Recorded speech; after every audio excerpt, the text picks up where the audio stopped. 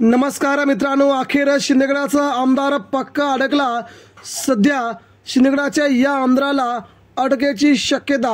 हाजीर हो मनी लॉन्ड्रिंग प्रकरणी शिंदेगडाच्या या आमदाराला सर्वात मोठा धक्का। जाणून घेऊया महत्त्वाचे अपडेट।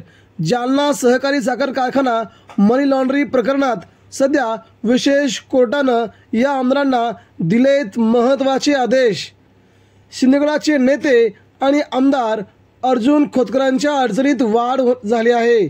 जालना सहकारी साखर कारखाना मनी लॉन्ड्रिंग प्रकरणात विशेष कोर्टानं अर्जुन खोतकर आणि त्यांचे साथीदार यांना 12 जानेवारी 2024 रोजी हजर राहण्याचे आदेश दिले आहेत।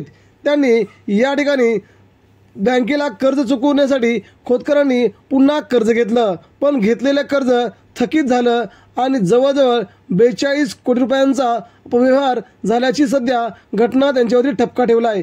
यामुळे सध्या अर्जुन खोतकर यांच्या अडचणीत वाढ झाली असून त्यांना ईडीकडून त्यांच्यावर गुन्हा नोंद करण्यात आला आहे। मात्र सध्या त्या शिंदेगडात आणि भाजपच्या जोडीने असल्यामुळे त्यांच्यावरती कोणत्याही प्रकारची कारवाई होऊ शकत नाही अशी शक्यता आहे। मित्रांनो, याबद्दल आपल्याला काय वाटतं?